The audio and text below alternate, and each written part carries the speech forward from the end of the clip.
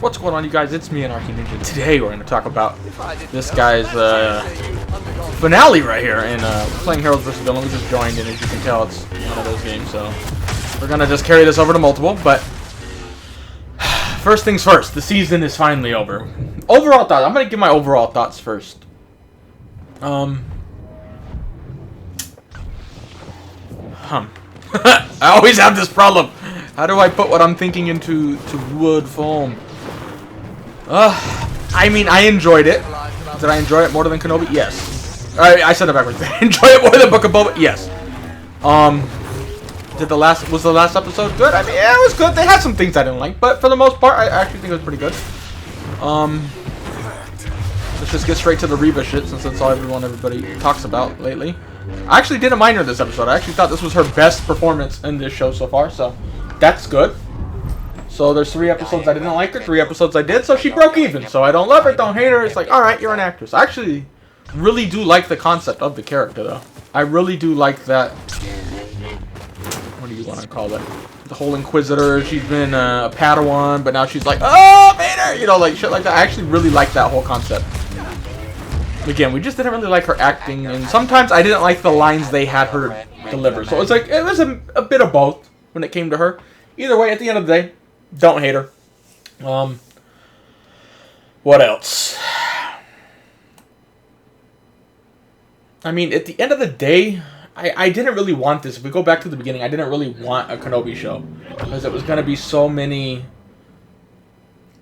such a tight road they needed to walk on, where if you, like, misword one thing, it's like, oh, but that contradicts this, and I kind of get that vibe with Leia and the whole interaction, the way she talked to Ben in the first step, or in A New Hope, where here they clearly had a very big connection, where I'm like, yeah, that's a little weird, but he did kind of try to say, well, let's just get Vader, why not? He did try to say, like, we can't let anyone know. I think that's what they were implying, so when she messages them in A New Hope, she kind of keeps it more formal and, like, let's just, you know, wink, wink, we didn't go on this grand, what do you call it? Experience together, you know, we didn't have this relationship, so I think that's what they're going for. Let's see, let's just start, and I'm going to try to remember the order of the show. This is kind of a small thing. It's more of a Star Wars problem than a Kenobi show problem, but why don't the fucking Star Destroyers in any of these recent things ever launch their TIE fighters? They're like, oh no, here's a transport that's not shooting back, but we can't get it. It's like, well, maybe launch TIE fighters or some TIE bombers, but we could lose one. Well, you have thousands, and you know, it's a big moment. You got a lot of people on it, but okay. Maybe they didn't want, Vader probably didn't want it. That's probably what they're gonna fucking say. But yet they blasted all day with a Star Destroyer that can somehow keep up. But they wanted it to be a callback to the original, you know how Leia was running. But at least in that one, that thing was better defended. A Corellian Corvette, or whatever it's called, was better defended against fighters. So I get why they maybe didn't want to launch them there, but whatever. That's just one of my pet peeves. Star Wars does it a lot of late. But, what else? I actually, this is just, we're not going in order. I lied. Okay, can I just hit my daughter, please? Is there anything wrong with hitting your daughter? I don't think there is. Fine, I'll hit this daughter. Reva's, I don't know. Like, she kind of fooled me, because I had my own ideas on what was going to happen in this last episode with her. Clearly was wrong. Just like Luke, just like blocking. But, you know, that's going to get him a lot of places. I didn't mind where she ended up. I actually like the character. The only thing that worries me, I still don't want a Reva show. I don't want to go down that path. But, again, I don't love her, don't hate her. I actually do like the character. If a show did come out, of course I would watch it, because I think it would be a lot of interesting stuff you could do from her standpoint, like, or that time period. But I really don't want it, honestly. But you know what? I kind of do get the vibe they're going down that path. They never really talked about a season 2 of Kenobi, but I do get a vibe. We have not seen the last of Reva. Whether that's her own show or in other shows and she just makes an appearance, I don't know. But still kind of hoping she died. But again, like I said earlier, I think she did give her best performance so far in this show. Respect the 1v1. There you go, Kenobi. What else? I'm trying to piece the show back together.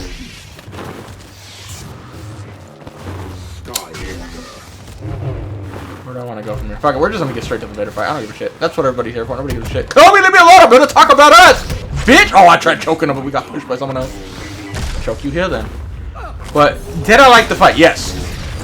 I actually think it was more... not in terms of the choreography or anything, but the meaning behind the fight was actually nice. Like, you could...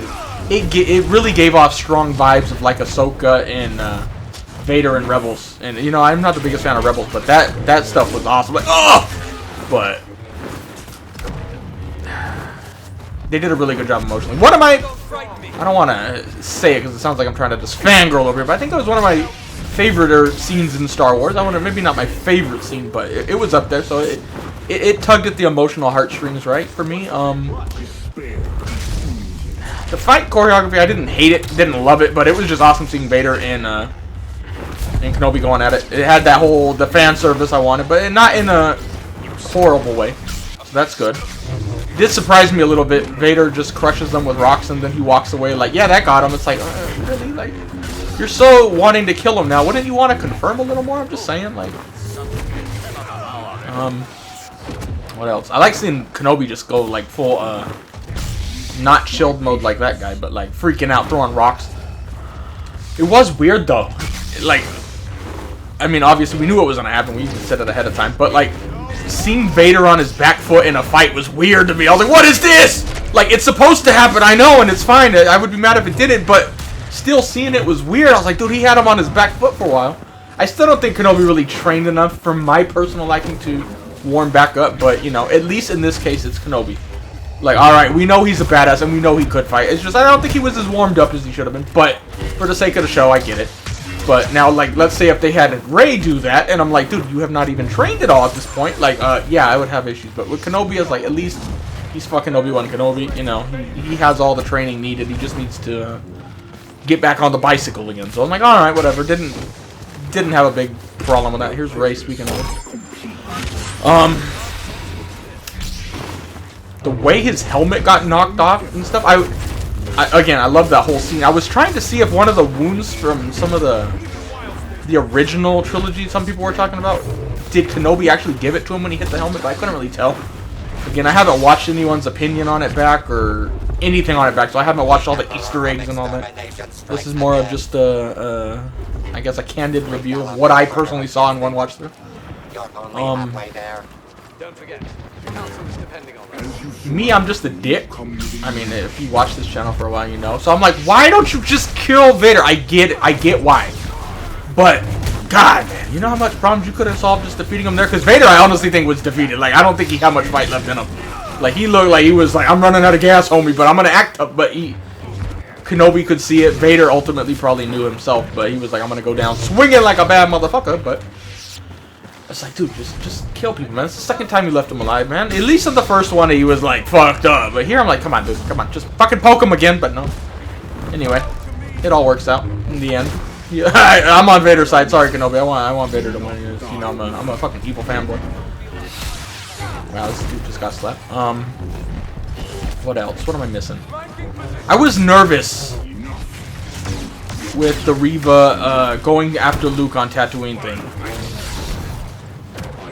Because, again, I don't think he should have seen any Force users or experienced that.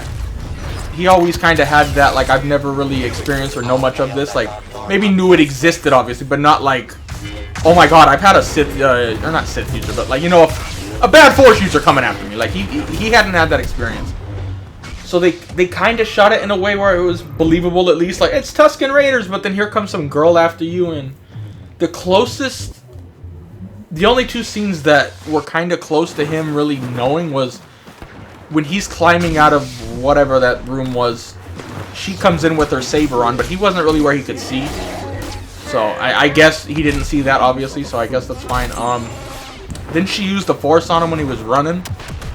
I was like, but he got knocked out, and would he really even know it was the Force? He could have, you know, like, it might have been like, oh, that was weird, but I probably just tripped. So I was like, yeah, whatever. They made it believable. Apparently Aunt Beru and, what's his name? Why am I forgetting the dude's fucking name, dude? I can remember the real life name, but what is his name? Lars! God damn, I think it's Lars. I don't even fucking remember the point. But they're apparently fucking badass motherfuckers, dude.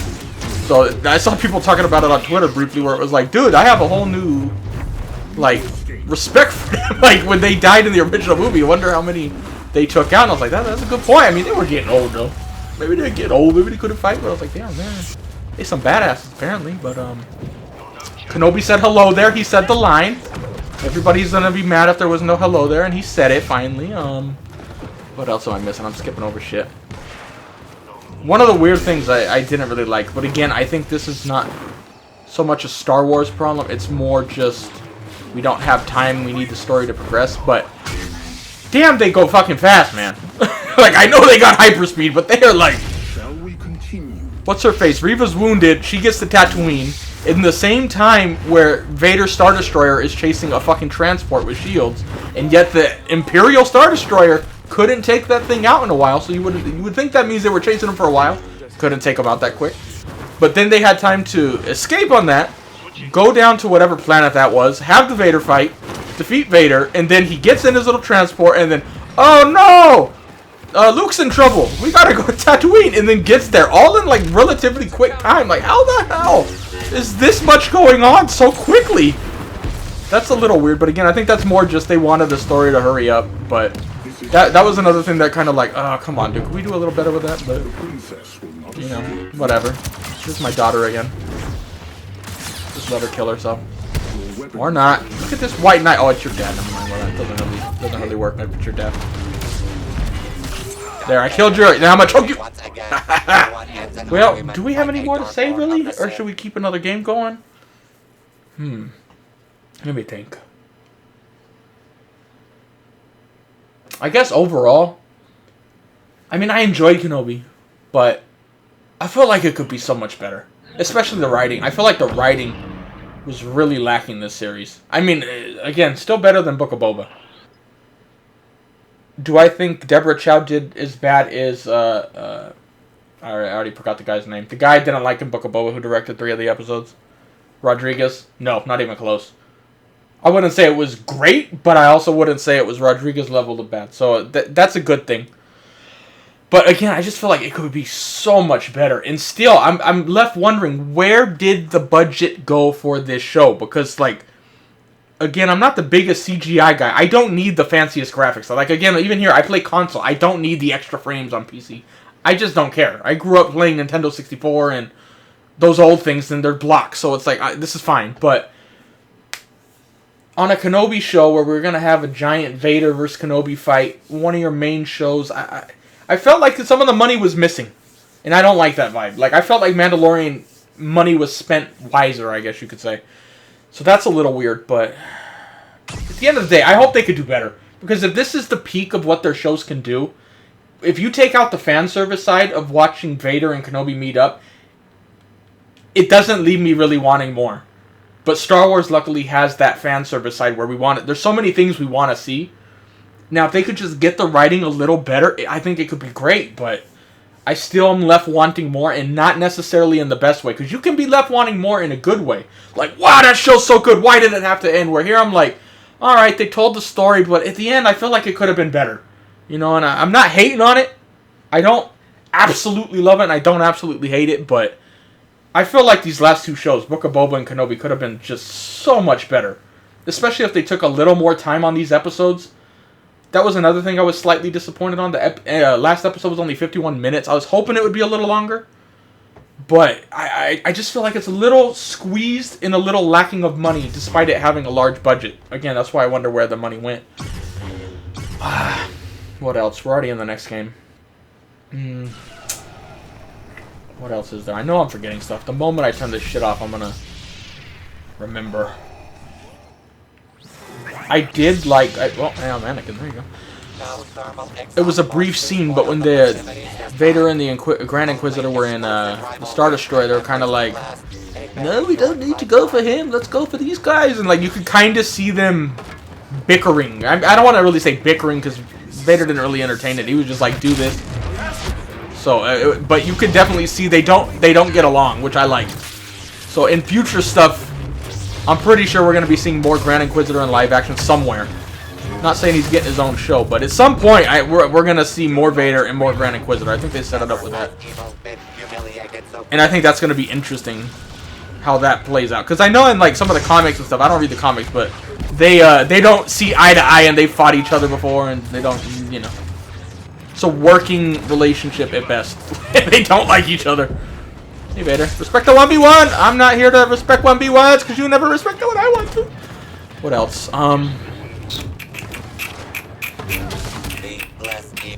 Overall, I like Leia. She did a good job. Do I think we'll see more of her? Yeah, probably. Actually, I don't know. Like, I feel like we're gonna be seeing more of a lot of these people, to be honest.